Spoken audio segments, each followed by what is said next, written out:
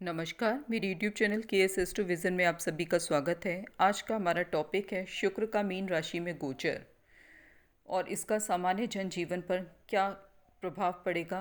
किस लाइफ का कौन कौन सा जो पक्ष है वो विशेष रूप से प्रभावित होगा। और इस गोचर काल की अवधि है 17 मार्च 2021 से लेकर के 10 अप्रैल 2021 तक। तो इस दौरान जो शुक्र है वो सबसे पहले पूर्व भाद्रपद नक्षत्र में गोचर करेंगे। इस पूर्व भाद्रपद में इनके गोचर का जो काल है वो है 9 मार्च 2021 को शुरू हुआ था और 19 मार्च 2021 तक ये पूर्व भाद्रपद नक्षत्र में गोचर करेंगे शुक्र। तो इस पूर्व भाद्रपद नक्षत्र का लॉर्ड किसको माना गया है, इसका स्वामित्व गुरुदेव बृहस्पति को माना गया है। फिर उसके बाद में उत्तरा भाद्रपद नक्षत्र में गोचर होगा शुक्र का और इसकी कालावधि क्या रहेगी 19 मार्च 2021 से लेकर के 30 मार्च 2021 तक। और इस उत्तरा भाद्रपद नक्षत्र का स्वामित्व शनिदेव को प्राप्त है।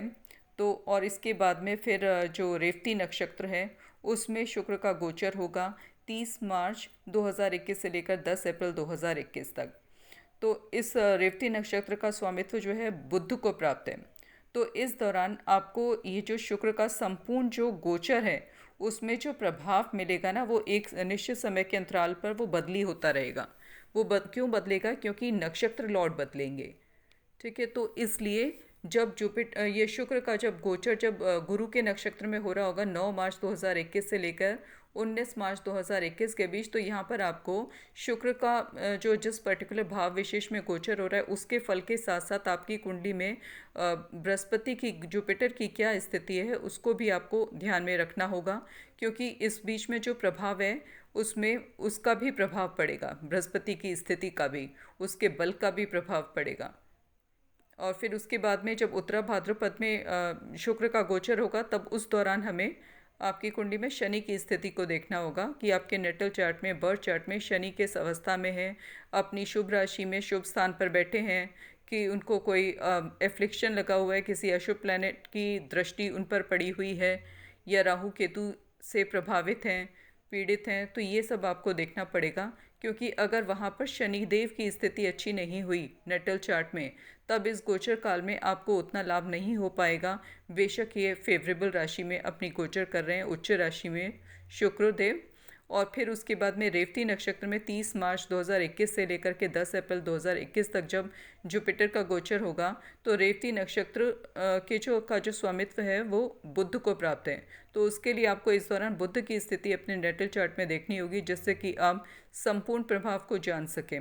और बुध के लिए आपको किसको देखना पड़ेगा, बुध जो होता है वो मीन राशि में नीच का होता है, 12 नंबर की राशि में नीच का हो जाता है, वहाँ पर बुध शुभ फल नहीं देता।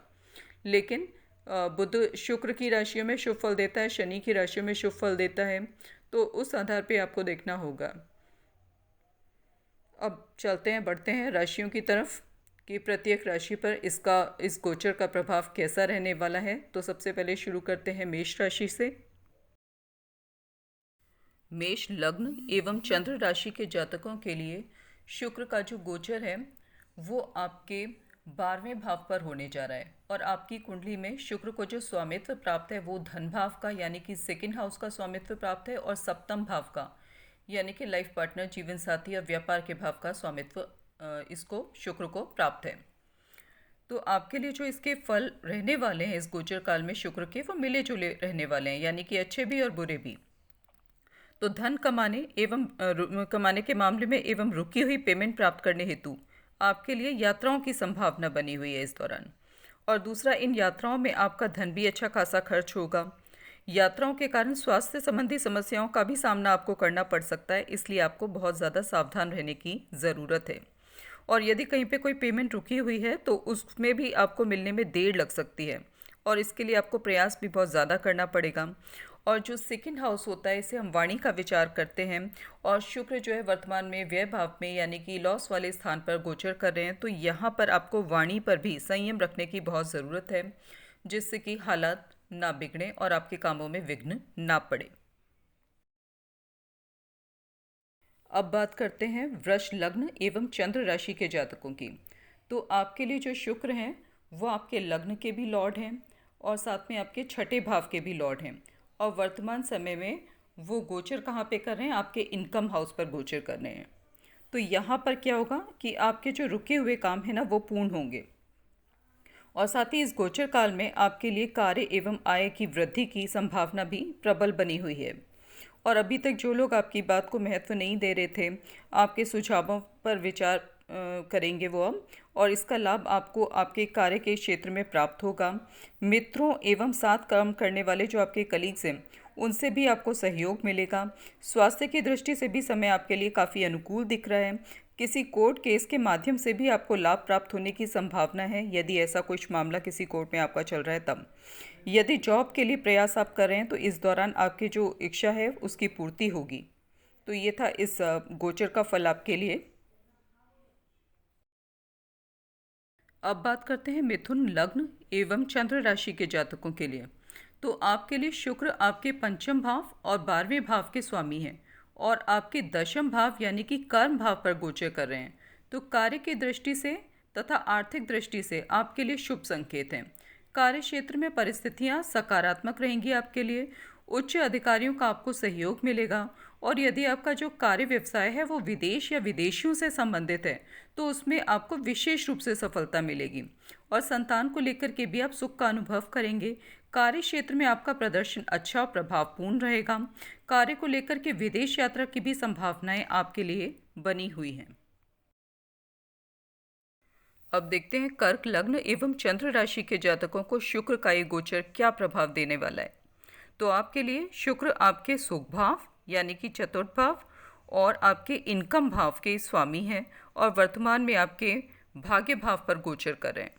तो इस दौरान वेतन वृद्धि के योग आपके लिए बने हुए हैं, और भूमि भवन वाहन का सुख आपको मिल सकता है। इस दौरान आपका नेटवर्क सर्कल भी बढ़ेगा, और बड़े भाई बहनों से संबंध अच्छे रहेंगे और उनसे लाभ प्राप्त करेंगे आप। इस दौरान आपका कम्युनिकेशन भी प्रभावपूर्ण रहेगा। यदि आप जर्नलिज्म या मार्केटिंग इन सब से जुड़े हुए हैं तो इस दौरान आप अच्छा लाभ प्राप्त करेंगे। धार्मिक और आध्यात्मिक कार्यों में भी आपकी रुचि रहेगी, और धार्मिक स्थल की यात्रा पर भी आप परिवार सहित जा सकते हैं। तो ये था शुक्र का गोचर फल कर्क लग्न के और राशि के जातकों के लिए। अब बात करते हैं लियो लग्न यानी कि सिंह लग्न एवं चंद्र राशि के जातकों की। तो आपके लिए शुक्र आपके पराक्रम भाव एवं दशम भाव के स्वामी हैं, और वर्तमान समय में आपके अष्टम भाव पर गोचर कर रहे हैं। यदि वर्तमान समय में आप कोई नया जॉब ढूंढ रहे हैं तो अच्छी इनकम वाला इंक्रीमेंट के साथ में आपको जॉब मिलेगा। इस दौरान आप काफ़ी परिश्रमी और कुशल वक्ता रहेंगे। कार्य क्षेत्र में आपके सीनियर्स आपको आपके पीछे रहकर आपको सपोर्ट देंगे, यानी कि गुप्त रूप से आपको अपना सपोर्ट प्रदान करेंगे। कार्य क्षेत्र पर यदि आप अपनी योजनाओं को गुप्त रख कर के कार्य करेंगे तो आपको विशेष रूप से सफलता मिलेगी। इस दौरान आपके जीवन साथी की अर्निंग भी अच्छी रहेगी, और आय की दृष्टि से आपके लिए अनुकूल समय है। यदि बिजनेस आप करते हैं तो इस दौरान अच्छा लाभ प्राप्त करेंगे। अप्रत्याशित लाभ की भी संभावना आपके लिए बनी हुई है। तो ये था इस गोचर का फल सिंह लग्न एवं चंद्र राशि के जातकों के लिए। अब बात करते हैं कन्या लग्न एवं चंद्र राशि के जातकों के लिए शुक्र के गोचर फल की।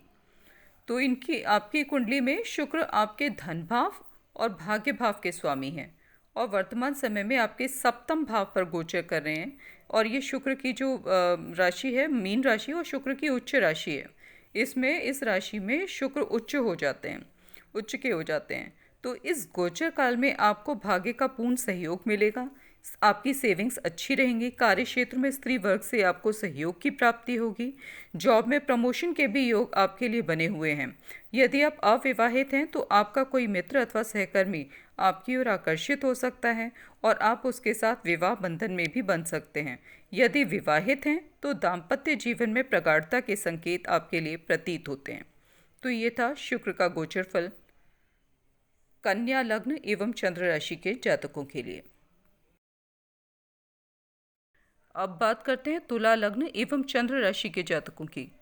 तो लग्नेश और अष्टमेश होकर शुक्र का गोचर आपके छठे भाव में हो रहा है। तो आपके लिए उत्साह में वृद्धि के योग प्रतीत होते हैं, जिसके कारण आप अपने कार्य समय पर पूर्ण करेंगे। आप जीवन में आने वाली नई चुनौतियों को भी स्वीकार करेंगे। किंतु साथ ही साथ आपको उन मित्रों को पहचान कर उनसे दूर होने की आवश्यकता है जो आपसे प्रेम का दिखावा करते हैं लेकिन मन में आपके प्रति ईर्ष्या का भाव रखते हैं। और यदि कोई कोर्ट केस अथवा कोई बीमारी आपके लिए आपको है तो वो आपके लिए चिंता का विषय हो सकती है, विशेष रूप से यदि आप महिला हैं तो आपको स्वास्थ्य की दृष्टि से विशेष रूप से सावधान रहने की आवश्यकता है। विदेश यात्रा या किसी दूर के स्थान की यात्रा पर आप जा सकते हैं, पर इस दौरान भी आपको विशेष रूप से अपनी हेल्थ एवं शत्रुओं से सावधान रहना होगा। इस दौरान यदि मंगल एवं गुरु का आप दान करें तो अच्छा रहेगा, विशेष रूप से यदि आपकी कुंडली में जुपिटर किसी अशुभ ग्रह से दृष्टि संबंध में है या राहु के साथ युति में है तो आपको इसका उपाय करना चाहिए। अब बात करते हैं वृश्चिक लग्न एवं चंद्र राशि के जातकों की। तो आपकी कुंडली में शुक्र आपके सप्तम भाव एवं 12वें भाव के लॉर्ड होकर के पंचम भाव पर गोचर करें, जिसको हम ज्ञान का भाव, संतान का भाव, स्पेक्यूलेशन एक्टिविटीज़ का भाव कहते हैं। तो इस दौरान आपके संबंध संतान के साथ अच्छे रहेंगे। आपके ज्ञान एवं आय में वृद्धि के योग हैं। संतान प्राप्ति के भी योग बने हुए हैं, लेकिन वर्तमान समय में सूर्य का गोचर भी इसी राशि में है, तो विपरीत परिस्थितियों का आपको सामना करना पड़ सकता है और संतान को हॉस्पिटलाइज तक करना पड़ सकता है। यदि आप अविवाहित हैं तो जीवन साथी की तलाश इस अवधि में आपकी पूर्ण हो सकती है, और यदि आप विवाहित हैं तो आपके संबंधों में मधुरता आने के योग बने हुए हैं। अब बात करते हैं धनु लग्न एवं चंद्र राशि के जातकों की। तो आपकी कुंडली में शुक्र आपके 6 और 11वें भाव के लॉर्ड होकर के चतुर्थ भाव पर गोचर कर रहे हैं। तो इस दौरान पारिवारिक सुख उत्तम रहेगा। भूमि भवन वाहन का सुख मिलने के योग बने हुए हैं आपके लिए। पारिवारिक मान सम्मान एवं प्रतिष्ठा में आपकी वृद्धि होगी।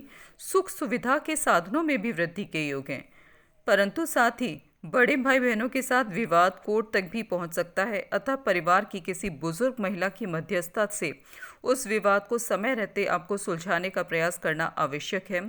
परिवार में किसी महिला का स्वास्थ्य आपके लिए चिंता का विषय बन सकता है। राजनीतिक क्षेत्र से यदि आप संबंधित हैं या जो भी लोग संबंधित हैं उनके लिए ये गोचर अनुकूल है। अब बात करते हैं मकर लग्न एवं चंद्र राशि के जातकों की।